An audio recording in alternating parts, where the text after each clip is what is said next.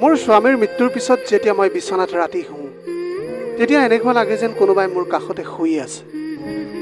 মোৰ স্বামীয়ে সদায় মোৰ সপোনত আহিছিল আৰু কৈছিল যে তুমি কান্দি নাথাকিবা, মই আছোঁ তোমাৰ লগত। কিন্তু ৰাতিপুৱা যেতিয়া মই সাৰ পাই উঠোঁ তেতিয়া মই আচৰিত হৈ পৰোঁ, কাৰণ ৰাতিপুৱা বিছনাখনৰ এটাৰ মূৰত কোনোবাই খোৱাৰ দৰে চিন হৈ আছিল। এদিন মই এই কথাৰ ৰহস্য জানিবলৈ মই মোৰ বান্ধৱী এজনীক মোৰ ঠাইত শুৱাই দিলোঁ আৰু মাজৰাতি মোৰ নাম কৃতি। মই আজি আপোনালোকক মোৰ এনেকুৱা এটা কাহিনী কৈ শুনাম যিটো শুনাৰ পিছত আপোনালোকে ভাবিবলৈ বাধ্য হ'ব যে মোৰ লগত সঁচাকৈ এনেকুৱা হৈছিল নে বাৰু।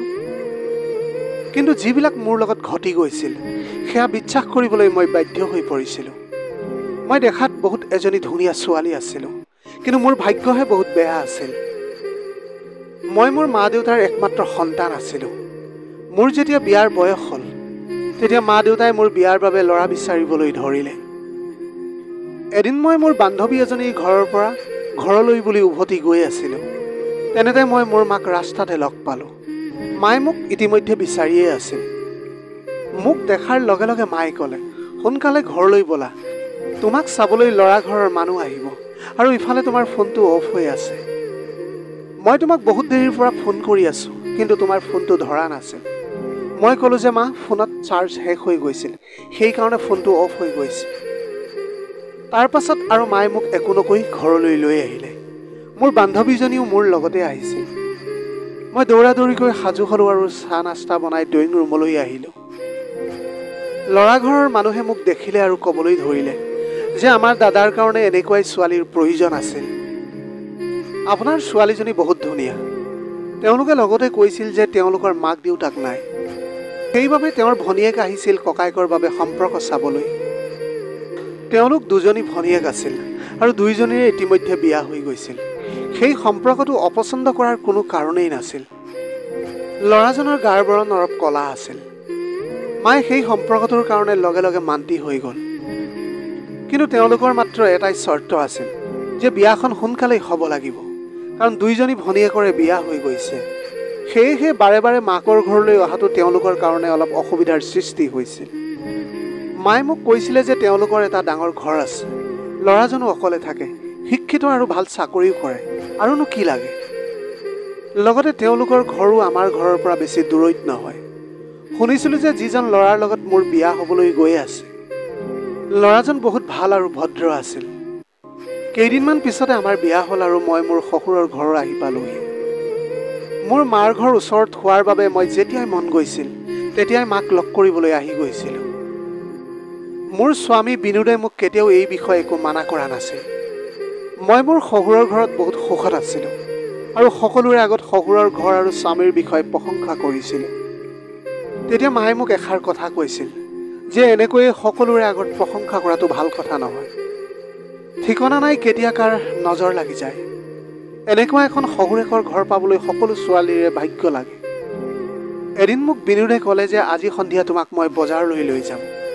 তেওঁৰ কথা শুনি মনটো মোৰ বহুত ভাল লাগিল। তেতিয়া মই তেওঁ খাই ভাল পোৱা সকলো ধৰণৰ খানা বনাই ৰেডি কৰিলোঁ আৰু তেওঁ অফিচৰ পৰা অহাৰ পিছত বজাৰলৈ ওলাই গ'লোঁ। তাৰ পিছত বিনোদে ৰেষ্টুৰেণ্টত খানা খোৱাৰ কথা ক'লে। তেতিয়া মই ক'লোঁ যে না, আজি মই নিজ হাতেৰে তুমি ভাল পোৱা খানা বনাই থৈ আহিছোঁ। আজি আমি ঘৰলৈ গৈ ভাত খাম দিয়া।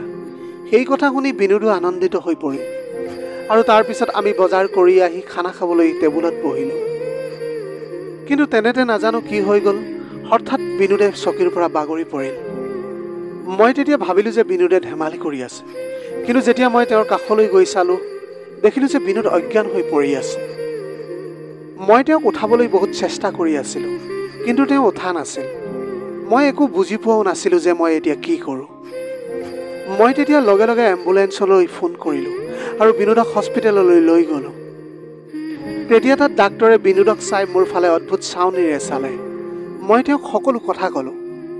বিনোদক চোৱা ডাক্তৰজনে সেই হস্পিটেলখনত নতুনকৈ জইন কৰিছিল আৰু তেওঁ বিনোদক চিনি পাইছিল। বিনোদ তেওঁৰ ভাইকৰ বন্ধু আছিল। তাৰ পিছত তেওঁ মোক বাহিৰত বহিবলৈ ক'লে আৰু বিনোদক ভিতৰলৈ লৈ গ'ল। মই বহুত ভয় খাই গৈছিলোঁ। অলপ দেৰিৰ পাছত ডাক্তৰ বাহিৰলৈ আহিলে আৰু ক'লে যে আপোনাৰ স্বামীৰ হাৰ্ট এটেক আহিছে আৰু তেওঁ এতিয়া মৃত্যুৰ ক্ষণ গণি আছে। সেই কথা শুনাৰ লগে লগে মোৰ মূৰটো যেন ঘূৰোৱাৰ যেন অনুভৱ হ'ল। মই মোৰ কাণত বিশ্বাস কৰিব পৰা নাছিলোঁ। সেই সময়ত মোৰ কান্দি কান্দি অৱস্থাও বেয়া হৈ গৈছিল। কিন্তু যেতিয়া মই বিনোদক চাবলৈ ভিতৰলৈ গৈছিলোঁ, তেতিয়ালৈকে বিনোদে সকলোকে এৰি গুচি গৈছিল। মই মোৰ ফুটা কপালক লৈ কান্দিবলৈ ধৰিলোঁ। বিনোদৰ অন্তিম সংস্কাৰৰ পিছত মই মোৰ মাৰ ঘৰতে থাকিবলৈ লৈছিলোঁ। মই মোৰ কোঠাৰ বাহিৰলৈ ওলোৱা নাছিলোঁ। এনেকৈয়ে এদিন মই শুই আছিলোঁ।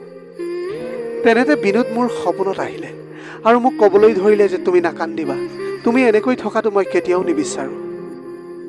তেতিয়া মই তেওঁক ক'লোঁ যে তুমি মোক কিয় এনেকৈ এৰি থৈ গ'লা? মই তোমাৰ অবিহনে কেনেকৈ জীয়াই থাকিম, কেনেকৈ আগবাঢ়ি যাম মোৰ অনাগত জীৱনত?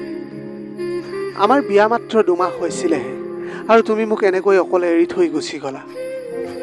তেতিয়া তেওঁ ক'লে যে মইনো কেতিয়া তোমাক এৰি থৈ গ'লো, মইতো তোমাৰ কাষতে আছোঁ। কিন্তু কথাটো হ'ল যে তুমি যদি মোক লগ কৰিবলৈ বিচৰা, তেনেহ'লে তুমি আমাৰ ঘৰলৈ আহিব লাগিব। মোক তুমি তাতেই পাবা।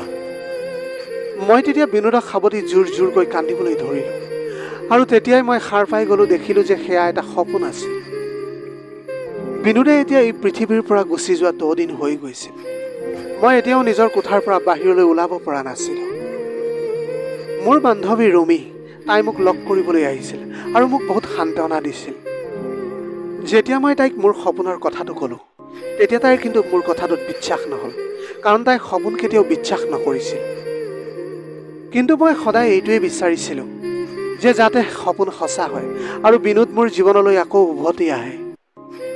কেইদিনমানৰ পিছত মই মোৰ মাক ক'লোঁ যে মা, মই মোৰ শহুৰৰ ঘৰলৈ যাওঁ। তেতিয়া মায়ে ক'লে যে মাজনী, সেই ঘৰটোত তুমি অকলে কেনেকৈ থাকিবা? মই ক'লোঁ যে মা, 5 মিনিট সময় লাগে ইয়াৰ পৰা তালৈ যাওঁতে। কিবা অসুবিধাৰ সৃষ্টি হ'লে ইয়ালৈ পুনৰ আহি যাম, কিন্তু এতিয়া মই তাতেই থাকিব বিচাৰোঁ। মই এতিয়া তাতেই থাকি শান্তি পাম যেন মোৰ অনুভৱ হয়। দেউতাই মোৰ আচৰণবিলাক অলপ বেলেগ হোৱা যেন দেখিলে, কিন্তু তেওঁ ভাবিলে যে সময়ৰ লগত সকলোবিলাক ঠিক হৈ যাব। তাৰপিছত মই মোৰ শহুৰৰ ঘৰ পালোঁগৈ। ৰাতি শুই যোৱাত মই মোৰ বিচনাখন এনেকৈ পাৰিলোঁ যেনেকৈ আগতে পাৰিছিলোঁ। তাৰপিছত মই বিচনাত শুই দিলোঁ। মোৰ মনত বিনোদৰ লগত কটোৱা মুহূৰ্তবিলাক আৰু মোৰ চকুত চকু পানী আছিল। তেনেতে কোঠাটোত যেন কিবা এটা অনুভৱ হ'ল। কোঠাটোৰ লাইট অফ কৰি মই শুই আছিলোঁ। তেতিয়াই মোৰ এনেকুৱা লাগিল যেন বিনোদৰ ঠাইত কোনোবাই আহি শুইছে। সেই সময়ত মোৰ ভয়তে গাৰ নোম শিয়ৰিবলৈ ধৰিলে, বুকুৰ ধপধপনিও বাঢ়িবলৈ ধৰিলে। কিন্তু মোৰ এইখিনি সাহস হোৱা নাছিল যে মই পিছফাললৈ উভতি চাওঁ। যেতিয়া আমাৰ কোনোবা আপোনজনে এই পৃথিৱী এৰি গুচি যায় আৰু আমি সদায় তেওঁ উভতি অহালৈ বাট চাই থাকোঁ, কিন্তু তেওঁক সঁচাকৈ দেখিলে আমাৰ অনুভৱ যে ইমান ভয়ংকৰ হয়, সেয়া মই জনাই নাছিলোঁ। মই তেতিয়া বহুত ভয় খাই গৈছিলোঁ আৰু মই অনুভৱ কৰিব পাৰিছিলোঁ যে মোৰ বিচনাখনত মোৰ লগত কোনোবা শুই আছে। এতিয়া মোৰ বিশ্বাস হৈ গ'ল যে সেইদিনা দেখা সপোনটো সঁচাকৈয়ে মোৰ আগত থিয় দি আছে। বিনোদ মোৰ লগতে আছিল। তেওঁৰ উশাহ, তেওঁৰ গোন্ধ মই অনুভৱ কৰিব পাৰিছিলোঁ আৰু মই তেনেকৈয়ে কেতিয়া টোপনি গুচি গ'লোঁ মই গমেই পোৱা নাছিলোঁ। ৰাতিপুৱা শুই উঠি দেখিলোঁ যে বিচনাখনৰ সিটোফালৰ বিচনা চাদৰখন অলপ কোচ খাই আছিল। তাৰমানে ইয়াৰ অৰ্থ এইটোৱে আছিল যে বিনোদে মোক লগ কৰিবলৈ আহিছিল। পিছদিনা মই মোৰ মাৰ ওচৰলৈ আহিছিলোঁ। সেইদিনা মায়ে মোক থাকিবলৈ ক'লে, কাৰণ বাহিৰত বহুত ডাঙৰ বৰষুণ দি আছিল সেই সময়ত। মাৰ ঘৰত থকাৰ দিনা মই বিনোদৰ কোনো সপোন দেখা নাছিলোঁ, কিন্তু মই বিনোদক পাবলৈ বিচাৰিছিলোঁ। সেইকাৰণে মই তাৰ পিছদিনা নিজৰ ঘৰলৈ গুচি আহিলোঁ। ৰাতি আকৌ মোৰ সেই একেই অনুভৱ হ'ল যে বিনোদ মোৰ ওচৰতে শুই আছে আৰু সেইদিনাও মই কেতিয়া টোপনি গুচি গ'লোঁ মই গমকেই নাপালোঁ। কিন্তু ৰাতিপুৱা যেতিয়া মই উঠিলোঁ, তেতিয়া মোৰ মনটো অলপ পাতল পাতল অনুভৱ কৰিছিলোঁ। মোৰ এতিয়া এনেকুৱা লাগিছিল যেন সকলো ঠিক হৈ গৈছে। এনেকুৱা লাগিছিল মোৰ বিনোদ যেন মোৰ ওচৰতে আছিল। তেওঁ যেন জীয়াই আছে আৰু মোৰ ঘৰতে মোৰ লগতেই বাস কৰে। তেওঁ অফিচলৈ গৈছে আৰু মই ঘৰৰ সকলো কাম কৰিব লাগিব। মই এই কথা জানিছিলোঁ যে তেওঁ এই পৃথিৱীত নাই, কিন্তু নাজানো কিয় মই কেনেকৈ নিজৰ জীৱন কটাই আছিলোঁ যেন তেওঁ মোৰ লগতেই আছে। সদায় ৰাতি যেতিয়াই মই শুই যাওঁ, তেতিয়া এনেকুৱা অনুভৱ হয় যে বিনোদ মোৰ কাষতে শুই আছে। এদিন মই বহুত সাহস কৰি বাগৰ সলাই চাবলৈ ধৰিলোঁ, কিন্তু যেতিয়াই মই ঘূৰি চালোঁ তেতিয়া তাত কোনো নাছিল। তাৰমানে কি বিনোদে বিচৰা নাছিল যে মই তেওঁক দেখোঁ। মই মাত্ৰ বিনোদক অনুভৱ কৰিব পাৰিছিলোঁ আৰু এয়াই মোৰ কাৰণে যথেষ্ট আছিল। আৰু এনেকৈ লাহে লাহে মই জীয়াই আছিলোঁ। এদিন মোৰ বান্ধৱী ৰুমিয়ে মোক লগ কৰিবলৈ আহিছিল আৰু মোক দেখি তাই ক'বলৈ ধৰিলে, কৃতি, তুমি আগতকৈও দেখিবলৈ বহুত ধুনীয়া হৈ গৈছা। তুমি নিজকে নিয়ন্ত্ৰণ কৰিব পাৰিছা চাগে। এতিয়া চাগে তুমি নিজকে বুজাব পাৰিছা। এয়া ভাল কথা, কিন্তু এনেকৈ কিমান দিন অকলে থাকিবা? এতিয়া তোমাৰ বয়সনো কিমান হৈছে আৰু বিয়া হোৱাটো মাত্ৰ 3 মাহ হৈছেহে। যদি বেলেগ এখন চহৰলৈ গৈ তুমি বিয়া হোৱা, তেনেহ'লেতো তেওঁলোকে গমেই নাপাব যে তোমাৰ ইতিমধ্যে বিয়া হৈ গৈছিল। মই তেতিয়া ৰুমিক ক'লোঁ যে ৰুমি, তুমি মোৰ লগত এনেকুৱা কথা নাপাতিবা। মই মোৰ জীৱনত বহুত সুখী আৰু মই ইয়াৰ পৰা আন কলৈকো নাযাওঁ। তেতিয়া ৰুমিয়ে মোক ক'বলৈ ধৰিলে, ইমান সহজ কথা নহয় এগৰাকী মহিলাৰ কাৰণে অকলে জীৱন কটোৱাটো। তাই মোক বহুত বুজাবলৈ চেষ্টা কৰিছিল, কিন্তু মই মোৰ জীৱনত বিনোদৰ স্মৃতিক লৈ বহুত সুখী আছিলোঁ। মই সপোনতে তেওঁৰ লগত কটোৱা সকলো ভাল ভাল মুহূৰ্তবিলাক দেখিছিলোঁ আৰু চাগে সেইবিলাক দেখিয়ে মই আনন্দিত হৈ পৰিছিলোঁ। কিন্তু মোৰ আগতে ইমান গভীৰ আৰু শান্তিপূৰ্ণ টোপনি কেতিয়াও অহা নাছিল। এতিয়া মোৰ টোপনি ইমান গভীৰভাৱে আহিবলৈ ধৰিছিল, যদিও মোক কোনোবাই উঠাই লৈ যায় তথাপিও মই গমেই নাপাম। মোৰ এতিয়া সদায় এনেকুৱা অনুভৱ হয় যেন বিনোদ মোৰ লগতে আছে আৰু তাৰপিছত মই গভীৰ টোপনিত যাওঁ। বিনোদেও সপোনত আহি এই কথাটোকে কৈছিল যে তেওঁ সদায় মোৰ লগতে থাকিব। কিন্তু যিদিনাই মই মাৰ ঘৰলৈ গৈছিলোঁ, সেইদিনা ৰাতি তেনেকুৱা একো হোৱা নাছিল। মোৰ মাৰ এতিয়া মোক লৈ চিন্তা হ'বলৈ ধৰিছিল, কাৰণ মোৰ আচৰণ এতিয়া বহুত অদ্ভুত হ'বলৈ ধৰিছিল। কেতিয়াবা কেতিয়াবা হঠাতে মই হাঁহি দিছিলোঁ আৰু কেতিয়াবা কেতিয়াবা অকলেই নিজৰ লগত কথা পাতিবলৈ ধৰিছিলোঁ। মায়ে মোক কৈছিল যে এতিয়া আৰু মই তোমাৰ অৱস্থা চাই থাকিব নোৱাৰোঁ। তুমি এতিয়া আকৌ বিয়া হ'ব লাগিব, তেতিয়াহে সকলো ঠিক হৈ যাব তোমাৰ বাবে। কিন্তু মই মাক পোনপটীয়াকৈ মানা কৰি দিছিলোঁ যে মই বিয়াত নবহোঁ। তেতিয়া মায়ে ৰুমিক কৈছিল যে ৰুমি, তুমি অলপ বুজোৱা তাইক। সেইকাৰণে ৰুমিয়ে বাৰে বাৰে মোৰ ঘৰলৈ আহিছিল মোক বুজোৱাৰ বাবে। এনেকৈয়ে তাই এদিন মোক তাইৰ ঘৰৰ এটা অনুষ্ঠানলৈ লৈ গ'ল। তাত বহুত আলহী অতিথিবিলাক আহিছিল। তেনেতে মোৰ চকু সেই ডাক্তৰজনৰ ওপৰত পৰিছিল, যিজনে বিনোদৰ চিকিৎসা কৰিছিল। তেতিয়া মই ৰুমিক তেওঁৰ বিষয়ে সুধিলোঁ। তেতিয়া ৰুমিয়ে ক'লে যে তেওঁ তাইৰ বন্ধু আৰু সিহঁতে একেলগে মেডিকেল কলেজত পঢ়িছিল। তেওঁৰ ঘৰ বেলেগ এখন চহৰত, কিন্তু তেওঁ আমাৰ ইয়াৰে হস্পিটেল এখনত চাকৰি কৰে। সেইকাৰণে তেওঁ এতিয়া ইয়াতে থাকে। তাৰপিছত তেওঁ এইটো ক'লে যে তাইৰ লগত তেওঁৰ বিয়া হ'বলৈ বহুত ইচ্ছা আছে আৰু তাইৰ ঘৰৰ মানুহে তাইৰ সেই ইচ্ছাক লৈ বহুত সুখী। তেতিয়াই মই ৰুমিক ক'লোঁ যে তেওঁই বিনোদৰ অন্তিম সময়ত চিকিৎসা কৰিছিল। তেতিয়া ৰুমিয়ে কৈছিল যে তাই এই সকলোবিলাক কথা গম পায়। তাৰপিছত মই সিহঁতৰ হ'বলগীয়া বিয়াখনক লৈ তাইক শুভেচ্ছা জনাইছিলোঁ, কাৰণ তেওঁ এজন ডাক্তৰ আছিল আৰু দেখিবলৈও তেওঁ বহুত ধুনীয়া আছিল। মই মোৰ বান্ধৱীক লৈ বহুত সুখী আছিলোঁ। মই এতিয়া সকলো সময়তে মোৰ স্বামীৰ লগত কটোৱা মুহূৰ্তবিলাক মনত পেলাই থাকিছিলোঁ। সকলো সময়তে মাত্ৰ তেওঁৰ কথাই ভাবিবলৈ আৰম্ভ কৰিছিলোঁ। কেনেকৈ আমি দুয়ো বহি বহি কথা পাতিছিলোঁ, ক'ত ক'ত ফুৰিবলৈ গৈছিলোঁ, সেইবিলাকেই সকলো ভাবি থাকিছিলোঁ। এতিয়া মোৰ মাৰ এষাৰ কথা বহুত মনত পৰিবলৈ ধৰিছিল, যে মায়ে সঁচা কথাই কৈছিল, নিজৰ সুখৰ কথা কাৰোৰে আগত প্ৰকাশ কৰিব নালাগে, কাৰণ বেয়া নজৰ লাগি যায়। আৰু সঁচাকৈয়ে যেন মোৰ গৃহস্থিত কাৰোবাৰ নজৰ লাগি গৈছিল। সঁচাকৈ মোৰ জীৱন ধ্বংস হৈ গৈছিল। মই বিনোদক পাহৰিব পৰা নাছিলোঁ। মই এতিয়া কেতিয়াবা কেতিয়াবা ভাবি থাকিছিলোঁ যে এই সকলোবিলাক মোৰ লগত কিয় হ'ল। ৰুমি ঘৰৰ অনুষ্ঠানলৈ এগৰাকী বুঢ়ী আইতা আহিছিল। তেওঁ মোৰ লগত বহুত মৰমেৰে কথা পাতিছিল। ৰুমিয়ে তেওঁক মোৰ বিষয়ে সকলো কথা কৈছিল। তেতিয়া মই তেওঁক সুধিছিলোঁ যে আইতা, এই পৃথিৱীৰ পৰা এবাৰ যি ব্যক্তি গুচি যায়, তেওঁ জানো আকৌ পুনৰ ঘূৰি আহিব পাৰে? তেতিয়া তেওঁ ক'লে যে নাই মাজনী, তেনেকুৱা কেতিয়াও হ'ব নোৱাৰে। মাজনী, সেয়া মৃতসকলৰ আত্মা হয়, যিয়ে আমাৰ মগজুৰ লগত খেলে আৰু আমাক মিছা কথা কয়। তেওঁৰ কথা শুনি মই ভয় খাই গৈছিলোঁ। তাৰমানে প্ৰকৃততে সেয়া বিনোদ নাছিল, তেওঁৰ আত্মাটোহে আছিল, যিয়ে মোৰ ওচৰত ঘূৰি ফুৰে। তাৰপিছত মই তেওঁক মোৰ সপোনৰ কথাটো ক'লোঁ। তেতিয়া সেই বুঢ়ী আইতাগৰাকীয়ে ক'বলৈ ধৰিলে, মাজনী, তেনেকুৱা একো নহয়, সেয়া মাত্ৰ তোমাৰ মনৰ ভ্ৰমহে। তুমি সেই ঘৰত অকলে থকাটো বন্ধ কৰি দিয়া, নহ'লে তোমাৰ তেনেকৈ ভ্ৰম হৈ থাকিব আৰু পিছত গৈ সেয়া তোমাৰ মানসিক সমস্যাও হৈ যাব পাৰে। এই কথাবিলাক শুনাৰ পিছত মই বহুত ভয় খাই গৈছিলোঁ। এতিয়া মই সেই সকলোবিলাকৰ পৰা ওলাব লাগিব আৰু মই ভাবি আছিলোঁ যে এতিয়া মই এইবিলাকৰ পৰা কেনেকৈ ওলাব পাৰিম। মই তেতিয়া মোৰ বান্ধৱী ৰুমিক কৈছিলোঁ যে এৰাতিৰ কাৰণে তুমি মোৰ লগত মোৰ ঘৰত থাকিব লাগিব। তেতিয়া তাইও ভয় খাই গৈছিল, কিন্তু মই তাইক বহুত বুজালোঁ। বহুতখিনি বুজোৱাৰ পিছত অৱশেষত তাই মান্তি হ'ল। এনেকৈ আমি দুয়ো আমাৰ ঘৰলৈ আহিলোঁ আৰু ৰাতি মই তাইক মোৰ বিচনাত শুবলৈ দিলোঁ আৰু কোঠাৰ লাইট অফ কৰি দিলোঁ। মই তেতিয়া টোপনি নগৈ এটা চুকত গৈ লুকাই থাকিলোঁ। আচলতে কি হয় মই আজি চাবলৈ চেষ্টা কৰিম। তাই তেতিয়া বেচেৰীজনীয়ে বহুত ভয় খাই গৈছিল, লগতে ময়ো ভয় খাই আছিলোঁ, কিন্তু মোৰ হাতত আৰু বেলেগ একোৱেই ৰাস্তাই নাছিল। এনেকৈয়ে সময়বিলাক পাৰ হৈ গৈছিল আৰু আমি দুয়োজনীয়ে এতিয়ালৈকে বেলেগ একো অনুভৱ কৰিব পৰা নাছিলোঁ। তাৰপিছত ৰাতি 2 বজাত মই এনেকুৱা এটা দেখিলোঁ, যিটো দেখি মোৰ ভৰিৰ তলৰ মাটি যেন খহি যোৱা যেন অনুভৱ হ'ল। তেতিয়া মই লক্ষ্য কৰিছিলোঁ যে সন্মুখৰ খিৰিকীটোৰে কোনোবা এজন ভিতৰলৈ আহিছিল। সেয়া এজন পুৰুষ আছিল, কিন্তু তেওঁ বিনোদতকৈ বেছি ওখ আছিল। তাৰ অলপ সময়ৰ পিছত আৰু 2জন মানুহ তেওঁৰ পিছে পিছে আহিলে। তাৰপিছত এজন মানুহে ৰুমালত কিবা লগালে আৰু ৰুমিৰ মুখৰ ওচৰলৈ লৈ যাবলৈ লৈছিলে। তেনেতে মই জোৰকৈ চিঞৰিবলৈ ধৰিলোঁ। তেতিয়া তেওঁলোকে সকলোৱে ভয় খাই গ'ল। মই লগে লগে লাইটবিলাক জ্বলাই দিলোঁ। তাৰপিছত সন্মুখত যাক দেখিলোঁ সেয়া দেখি মই আচৰিত হৈ পৰিলোঁ।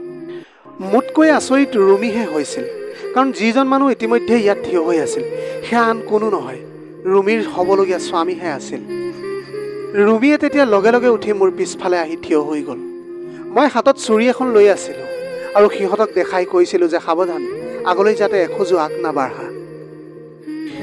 তেতিয়া সেই মানুহজনেও ভয় খাই গৈছিল আৰু তেওঁ লগে লগে লগৰ 2জনক যাবলৈ ক'লে। মই মোৰ দেউতালৈ এতিয়া এনেকৈ ফোন লগাইছিলোঁ যে সেই মানুহজনে গমেই নাপালে। তাৰ অলপ পিছতে মোৰ মা দেউতা আহি পালে আৰু দেউতাই তেওঁক পুলিচৰ হাতত দিয়াৰ ধমকি দিবলৈ ধৰিলে। তেতিয়া সেই ডাক্তৰজনে আমাক এনেকুৱা এটা কথা ক'লে, যিটো শুনি আমি নিথৰ হৈ পৰিলোঁ। তেওঁ তেতিয়া ক'বলৈ ধৰিলে যে মই গম পাইছিলোঁ এই ঘৰটোত তুমি অকলেই থাকা আৰু তোমাৰ মানসিক স্থিতিও ঠিক নহয়। সেইকাৰণে মই ৰাতি হ'লে তোমাৰ ওচৰলৈ আহিছিলোঁ আৰু তোমাক বেহুচ কৰি দিছিলোঁ। সদায় মোৰ বন্ধু 2জনো মোৰ লগতে আহিছিল আৰু সিহঁতে তোমাৰ শৰীৰ ভোগ কৰিছিল আৰু ইয়াৰ বিনিময়ত মই বহুত পইচাও পাইছিলোঁ। তুমি ভাবিছিলা যে তোমাৰ স্বামীৰ আত্মা তোমাৰ লগতে থাকিছিল। সেয়া তোমাৰ স্বামী নাছিল, সেয়া মইহে আছিলোঁ। সেইদিনা যেতিয়া তুমি বাগৰ সলাই মোক চাইছিলা, তেতিয়া মই লগে লগে বিচনাৰ তলত সোমাই গৈছিলোঁ। কিন্তু যেতিয়া মই মোৰ সপোনৰ কথা ডাক্তৰজনক সুধিছিলোঁ, তেতিয়া তেওঁ কৈছিল যে ৰুমিৰ পৰা মই সকলো কথা গম পাই গৈছিলোঁ। তেতিয়া ৰুমিয়ে কৈছিল যে মই সেয়া কেতিয়াও জনা নাছিলোঁ যে সি তোমাৰ লগত ইমান বেয়া ঘৃণনীয় কাম কৰি আছে। তাৰপিছত মোৰ দেউতাই তাক পুলিচৰ হাতত গতাই দিলে। মইতো সেই সকলোবিলাক কথা শুনি তাতেই বেহুচ হৈ গৈছিলোঁ। এটা আঘাত শুকোৱাৰ আগতে আন এটা আঘাত মোৰ বাবে ৰৈ আছিল। ৰুমিয়েও তাৰ লগত সকলো সম্পৰ্ক শেষ কৰি পেলাইছিল। কিন্তু ভুল মোৰেই আছিল, কাৰণ মই সেই সকলোবিলাক কথা মোৰ মগজুত স্থান দিছিলোঁ। ৰুমিয়ে তেতিয়া নিজৰ ঘৰত সকলোকে সেই ডাক্তৰজনে কৰা কথাবিলাক বুজাই দিছিল। তেতিয়া সেই ডক্তৰজনৰ বহুত বদনামো হৈছিল। কিছুদিনৰ পিছত সি জামিনত জেইলৰ পৰা ওলালে, কিন্তু সি আৰু ক'তো চাকৰি পোৱা নাছিল। মই এই কথা ভাবি আচৰিত হৈ পৰিছিলোঁ যে এজন ডাক্তৰ হৈও এনেকুৱা স্বভাৱ থাকিব পাৰে। এতিয়া মই সেই ঘৰটো বিক্ৰী কৰি মাৰহঁতৰ লগত থাকিবলৈ লৈছিলোঁ।